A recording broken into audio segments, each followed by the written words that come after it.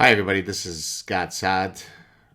I don't know if any of you saw this. This was published in Vice yesterday.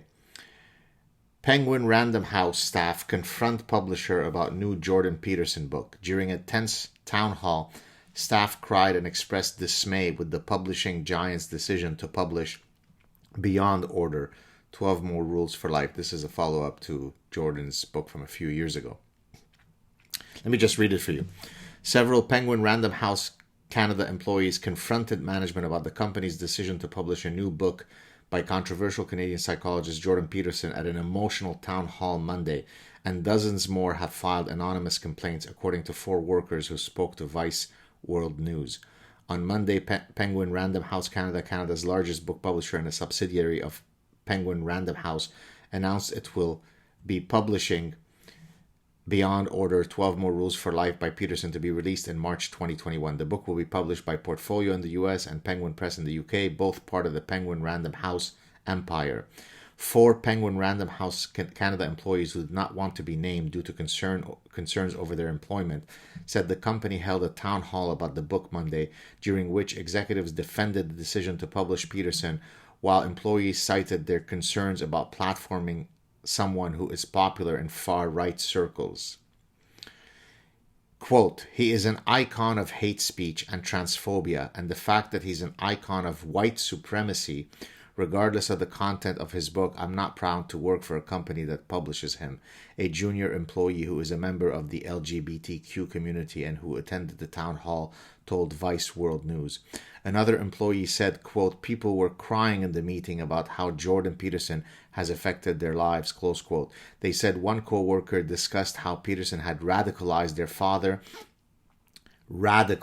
father, and another talked about how publishing the book will negatively affect their non-binary friend. The company, quote, the company since June has been doing all these anti-racist and allyship things, and them publishing Peterson's book completely goes against this. It just makes all of their previous efforts seem completely performative, close quote, the employee added. A third employee told Vice World News the company's Diversity and Inclusion Committee received at least 70 anonymous messages about Peterson's book, and only a couple are in favor of the decision to publish it. In an email statement, Penguin Random House said it is open to its employees' feedback. Quote, we announced yesterday that we will publish Jordan Peterson's new book, Beyond Order, this coming March. Immediately following the announcement, we held a forum and provided a space for our employees to express their views and offer feedback. Our employees have started an anonymous feedback channel, which we fully support. We are open to hearing our employees' feedback and answering all of their questions. We remain committed to publishing a wide range of voices and viewpoints, close quote, the statement said. The company did not answer any of the specific questions sent by Vice World News. Okay, so some people were triggered because, Jordan is literally Hitler and he should be canceled. So the standard cancel culture reality. Let's contrast this with the following. Adolf Hitler set up the final solution to exterminate an entire people.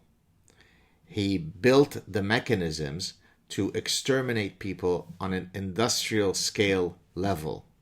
His book Mein Kampf is still in circulation and is still read. And by the way, I'm Jewish and I don't support banning his book or burning his book or being triggered and canceling the publishing house that might dare publish his book. So let's put it in context. I am Jewish. You know my personal history in Lebanon. I support the right of Adolf Hitler to have his book Mein Kampf in circulation. Jordan Peterson is not Adolf Hitler. Jordan Peterson is not a white supremacist. He's not all the things that he's saying he is.